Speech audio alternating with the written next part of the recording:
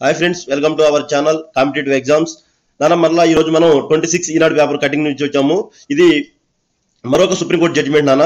ఈ supreme court judgement దేని గురించి అంటే ఖనిజాలు, ఖనిజ భూముల గురించి నాన్న. దానిపైన విధించే పన్నులు స్టేట్ కి చెందుతాయా, సెంట్రల్ చెందుతాయా అని నాన్న. హైలైట్ ఏంటంటే ఈ కేసు 35 years గా కోర్టులో నడుస్తుందంట నాన్న. 35 years గా. అయితే దీన్ని సంచలనంగా నిన్న తీర్పు ఇచ్చారు నాన్న. ఏమని చెప్పారు అంటే ఆ పన్ను రాష్ట్రాలకే చెందుతుంది అని చెప్పారు నాన్న. ఓకేనా? ఏ పన్ను నాన్న? ఖనిజాలు, ఖనిజ భూముల మీద మనం ల్యాండ్ లీజ్ కి ఇస్తాం కదా, ఆ రాయల్టీని పన్నుగా పరిగణించకూడదని సుప్రీంకోర్టు నేను తీర్పిచ్చింది నాన్న. అయితే ఆ సుప్రీంకోర్టు తీర్పిచ్చిన దాన్ని సభ్యుల్లో బెంచ్ అని చెప్పుకున్నాం మనం. ఆల్రెడీ 9 మంది సభ్యులు ఉన్నారు. 9 మంది సభ్యులు ఉన్న బెంచ్ 8-1 మెజారిటీతో తీర్పునిచ్చింది నాన్న. 8-1 మెజారిటీ అంటే ఆ 9 మందిలో 8 మంది ఏమో స్టేట్ కి ఇవ్వాలని, 1% ఏమో సెంట్రల్ కి ఇవ్వాలని తీర్పునిచ్చారు నాన్న. ఆ 1% సెంట్రల్ కి ఇవ్వాలని చెప్పింది బివి నాగరత్నం గారు నాన్న. జస్టిస్ బివి నాగరత్నం గారు. ఓకేనా నాన్న? అయితే ఈ ఓవరాల్ కేసులో మనం నేర్చుకోవాల్సిన విషయాల గురించి మాట్లాడుకుందాం అన్న. ఫైనల్ గా విషయం అర్థమైపోయింది మనకి. ఏంటంటే సుప్రీంకోర్టు తీర్పునిచ్చింది ఏ విషయం మీద అంటే గనులు, ఖనిజ భూముల మీద ఇచ్చింది. మొత్తం ఆ వచ్చే రాయల్టీ మొత్తం స్టేట్స్ కే చెందుతుందని చెప్పింది. దానికి ఎగ్జాంపుల్ గా ఏమని చెప్పారంటే నాన్న, 1957 చట్టం ఉంది నాన్న, గనులు ఖనిజాలకు సంబంధించి. దాంట్లో కూడా స్టేట్స్ కి చెందుతుంది అని ఎగ్జాంపుల్ చేసుకుని ఈ తీర్పుని ఇవ్వడం జరిగింది నాన్న. అయితే రాజ్యాంగంలోని 7వ షెడ్యూల్లో 2వ జాబితాలోని ఎంట్రీ 50 కూడా రాష్ట్రాలకే చెందుతుందని తెలిపింది నాన్న. షెడ్యూల్లోని 2వ జాబితాలోని ఎంట్రీ 50 కూడా రాష్ట్రాల హక్కులనే చెబుతుందని తెలిపింది. శాసనసభలకు పన్ను విధించే అధికారం తగ్గిస్తే అది రాష్ట్రాల ఆదాయంపై ప్రభావం పడుతుందని ఆ 8 మంది 9 మంది ఎవరైతే ఉన్నారో నాన్న ఆ సభ్యులు మాట్లాడిన విషయాలు నాన్న. అయితే ఇది 200 pages తో తీర్పు తీసుకురావడం జరిగింది. 200 pages తో నాన్న. అయితే డివై చంద్రచూడ్ గారు చీఫ్ జస్టిస్ ఆఫ్ ఇండియా ఉన్నారా, డివై చంద్రచూడ్ గారు ఈ ధర్మాసనానికి హెడ్ ఆఫ్ ది బెంచ్ గా ఉన్నారు నాన్న. ఓవరాల్ గా 9 people, 9లో 82 తీర్పునిచ్చారు. అయితే నాన్న ఇప్పుడు ఈ తీర్పు రాగానే మళ్ళా రాష్ట్రాలకు సంబంధించిన కేసు వేసిన వాళ్ళు ఎవరైతే ఉన్నారో వాళ్ళు ఏమంటున్నారంటే, సార్ ఈ కేసు 35 సంవత్సరాలుగా నడుస్తుంది కాబట్టి అప్పటి నుంచి కూడా వచ్చిన ఏదైతే రాయల్టీస్ ఉన్నాయో అవన్నీ మాకే రిటర్న్ ఇవ్వాలి అని చెప్పి కేసు మరలా ఫైల్ చేశారు నాన్న. కేసు మరలా ఫైల్ చేస్తే మీరు అక్కడ కింద చూడొచ్చు నాన్న, తుషార్ మెహతా వ్యతిరేకించారు నాన్న.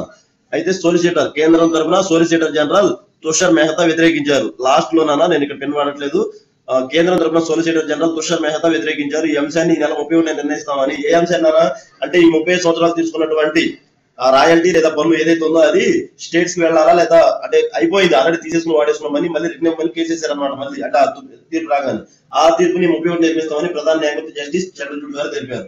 అయితే నాన్న ఈ ఓవరాల్ ఇష్యూలో మనం నేర్చుకోవాల్సింది ఏంటంటే ఈ సోలిసిటర్ జనరల్ అంటే ఎవరు అని నేర్చుకోవాలి, బెంచ్ సిస్టమ్ అంటే ఏంటో నేర్చుకోవాలి, షెడ్యూల్ నాన్న 7వ షెడ్యూల్ అని చెప్పారు కదా నాన్న. మనకి ఈ షెడ్యూల్ ఏంటో నేర్చుకోవాలి, సోలిసిటర్ జనరల్ గా నేర్చుకోవాలి, 9 మంది ఉన్న బెంచ్ అంటే ఏంటో నేర్చుకోవాలి, అదే విధంగా స్టేట్ సెంట్రల్ లో డిస్ప్యూట్స్ ఏంటో నేర్చుకోవాలి నాన్న. ఓకేనా?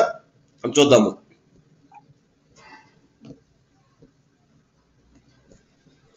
నాన్న. 7th షెడ్యూల్ నాన్న. మనకి షెడ్యూల్ ఎన్ని ఉన్నాయి నాన్న?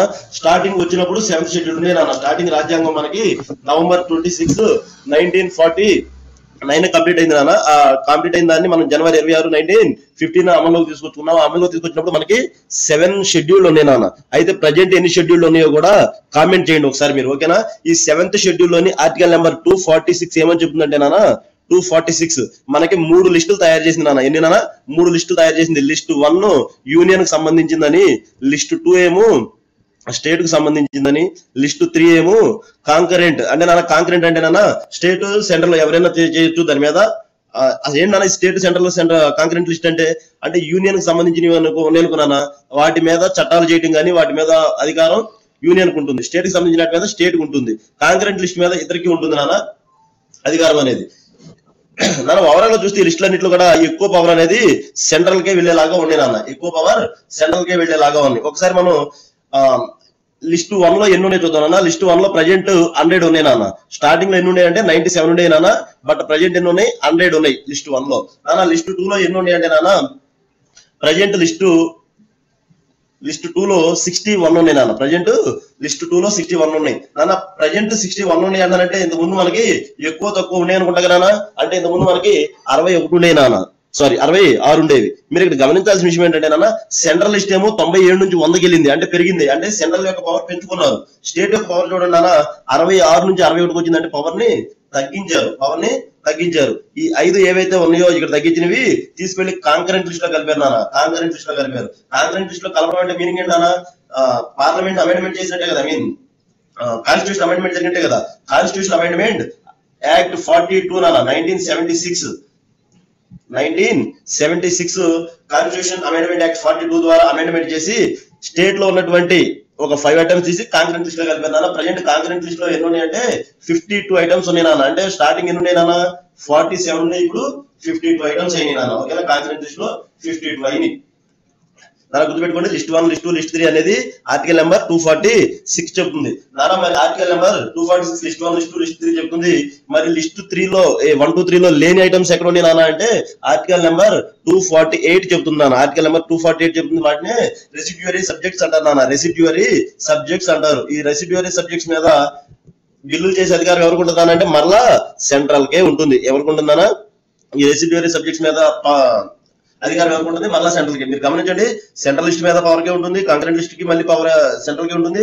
రెసిడ్యూరీ అంటే ఏవైతే ఆ లిస్ట్ లో లేవో వాటి మీద కూడా పవర్ వీటికి ఉంటుంది నాన్న. రెసిడ్యూరీ అంటే ఏంటంటే వాటిలో మెన్షన్ చేయని నాన్న. ఫర్ ఎగ్జాంపుల్ ఏమైనా కొన్ని చెప్పుకోవాలి అనుకుంటే వాటిలో లేని ఐటీ, ఇన్ఫర్మేషన్ టెక్నాలజీ కానీ లేదా కొత్తగా వచ్చిన సైబర్ నేరాలు కానీ ఇవన్నీ కూడా వాటిలో లేవు కదా. వాటి మీద ఏదైనా చేయాలి అనుకుంటే ఈ రెసిడ్యూరీ మీదకి వచ్చేవి వాటి కిందకి వస్తున్నాను. ఐటీ కానీ సైబర్ కానీ ఇలాంటివి సంబంధించింది.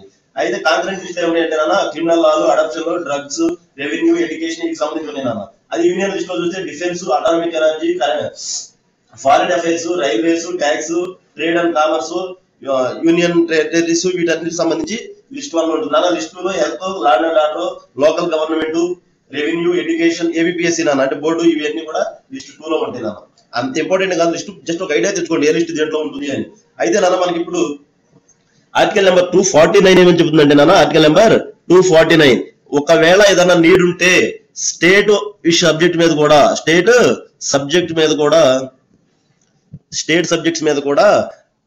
సెంట్రల్ గవర్నమెంటే నిర్ణయాలు తీసుకోవచ్చు. ఆర్టికల్ నెంబర్ 249 ఏమని చెప్తుంది? స్టేట్ సబ్జెక్ట్స్ మీద కూడా సెంట్రల్ గవర్నమెంట్ తీసుకోవచ్చు. ఇలాంటిది ఏమన్నా జరిగిందా అంటే నాన్న బెస్ట్ ఎగ్జాంపుల్ మనకి కరోనా సమయంలో ఏంటన్నా హెల్త్ అనేది స్టేట్ కి సంబంధించింది అయినప్పటికీ కూడా కర్ఫ్యూ నేషనల్ వైడ్ విధిస్తున్నాం అని చెప్పి సెంట్రల్ గవర్నమెంట్ ఒక యాక్ట్ తీసుకొచ్చింది. అంటే స్టేట్ సబ్జెక్ట్ మీద కూడా సెంట్రల్ గవర్నమెంట్ ఆధిపత్యం నడుస్తుంది. ఈ విషయం మనం తెలుసుకోవచ్చు నాన్న. ఇక ఫస్ట్ మనం ఏం తెలుసుకున్నాము ఇప్పుడు దాకా ఆ కరెంట్ అఫైర్స్ సంబంధించి 7th షెడ్యూల్ గురించి తెలుసుకున్నాము. అయితే నెక్స్ట్ సెకండ్ విషయానికి వస్తే నాన్న మనం ఆ కరెంట్ అఫైర్స్ మీద తెలుసుకోవాల్సిన సెకండ్ ఏమైనా ఉందంటే సుప్రీంకోర్టు గురించి నాన్న. ఎందుకంటే సుప్రీంకోర్టే కదా మనకు తీర్పిచ్చింది. ఎవ్రీ టైం మనం సుప్రీంకోర్టు గురించి రివిజన్ చేసుకుంటూనే ఉండొచ్చు నాన్న. సుప్రీంకోర్టు గురించి చెప్పి ఆర్టికల్ నెంబర్ 124 అవుతుంది నాన్న. ఆర్టికల్ నెంబర్ 124 అవుతుంది. సుప్రీంకోర్టులో ఎంతమంది జడ్జెస్ ఉన్నారంటే 34 అంటాము. 1+33 అంటాం నాన్న. 1 సిజేఐకి ఎవరు ఉన్నారంటే డివై చంద్రచూడ్ గారు ఉన్నారు నాన్న. నెక్స్ట్ మనం బెంచెస్ కూడా మాట్లాడుకోవాలి నాన్న. ఆ బెంచెస్ గురించి చెప్పేది ఏంటంటే ఆర్టికల్ నెంబర్ 145 ఆఫ్ 3 ఏమని చెప్తుందంటే నాన్న కాన్స్టిట్యూషన్ మీద సంబంధించేదన్నా గానా మనం తీర్పునివ్వాలంటే మోర్ దాన్ 5 మెంబర్స్ ఉండాలి అని అనుకున్నాను నాన్న. ఇప్పుడు ఇచ్చిన తీర్పులో ఎంతమంది ఉన్నారు నాన్న? ఇప్పుడు ఇచ్చిన తీర్పులో 9 మెంబర్స్ ఉన్నారు. ఎందుకంటే అది కాన్స్టిట్యూషన్ సంబంధించిన విషయమే కాబట్టి 9 మెంబర్స్ ఉన్నారు నాన్న. ఆర్టికల్ నెంబర్ 145 దేని గురించి చెబుతుంది అంటే నాన్న ఆర్టికల్ నెంబర్ 145(3) కాన్స్టిట్యూషనల్ బెంచ్ గురించి చెప్తున్నాను. ఆ కాన్స్టిట్యూషనల్ బెంచ్ లో మినిమం 5 మెంబర్స్ ఉండాలి అని చెప్తుంది. ఓకేనా నాన్న? ఇది సుప్రీంకోర్టు గురించి. సుప్రీంకోర్టు ఉంటుంది అని 124 ఆర్టికల్ నిబడుతుంది. సుప్రీంకోర్టు యొక్క సిజేఐగా ప్రజెంట్ ఎవరు ఉన్నారంటే డివై చంద్రచూడ్ గారు ఉన్నారు. మొత్తం 34 మంది లాయర్లు, మొత్తం జడ్జెస్ 34 మంది ఉంటారు నాన్న. ఇప్పుడు ఫుల్ స్ట్రెంత్ ఉన్నారు నాన్న. 34 మంది ఉన్నారు ఫుల్ గా. కొన్నిసార్లు ఏమవుతుందంటే ఎవరన్నా రిటైర్ అయినప్పుడు కొంతమందిని మెన్షన్ చేయడం ఆగుతారు. అంటే 32-30 మెంబర్స్ కూడా రన్ అవుతూ ఉంటుంది. కానీ బట్ ఇప్పుడు 34 మెంబర్స్ తో ఫుల్ గా స్ట్రెంత్ ఉంది నాన్న. ఆర్టికల్ నెంబర్ 145 ఆఫ్ 3 ఏమని చెప్తుందంటే మనకి కాన్స్టిట్యూషనల్ బెంచ్ గురించి చెప్తుంది నాన్న. ఇక్కడ మనం నేర్చుకోవాల్సిన ఒక విషయం ఏంటంటే ఈ ఎండింగ్ లో మనకి మీరు గమనించినట్టయితే ఎండింగ్ లో సోలిసిటర్ ఇదిగోండి సోలిసిటర్ జనరల్ తుషార్ మెహతా అని వచ్చింది నాన్న. ఎవరన్నా సోలిసిటర్ జనరల్ తుషార్ మెహతా అని వచ్చింది నాన్న. ఈ సోలిసిటర్ జనరల్ అంటే ఎవరు అనేది మనం నేర్చుకోవాలి నాన్న. సోలిసిటర్ జనరల్ అంటే ఎవరు నాన్న? నేను మీకు ఆల్రెడీ చెప్పాను. ఆర్టికల్ నెంబర్ 76 మనకు చెబుతుంది నాన్న ఇండియాకి ఒక అటార్నీ జనరల్ ఉంటారు అని చెప్పాను. ఆ అటార్నీ జనరల్ గారి ఫోటో కూడా చూపించాను నాన్న నేను మీకు. ఆర్ వెంకటరమణి గారు. ఈయన మేలేను అని చెప్పాను. వెంకట రమణి గారు ఆయన పేరు రమణి అని ఉంటుంది నాన్న. అందుకే మీకు ఫోటో కూడా లాస్ట్ వీడియోలో నేను ఫోటో కూడా మెన్షన్ చేసి చూపించాను. ఈసారి ఫోటో అనమాట. ఓకేనా? వెంకటరమణి గారు మేలే నాన్న. అయితే ఈయన అటార్నీ జనరల్ నాన్న. అటార్నీ జనరల్ అంటే ఇండియాలో అతిపెద్ద ఏమని చెప్పాలి నాన్న దాన్ని జ్యుడిషియరీ హెడ్ అని చెప్పుకోవచ్చు నాన్న. అంటే ఆయనకి గవర్నమెంట్ ఎంప్లాయ్ కిందకి వస్తారు నాన్న. అతిపెద్ద గవర్నమెంట్ ఎంప్లాయ్ జ్యుడిషియరీ సిస్టమ్ లోకి వస్తే అటార్నీ జనరల్ అన్న.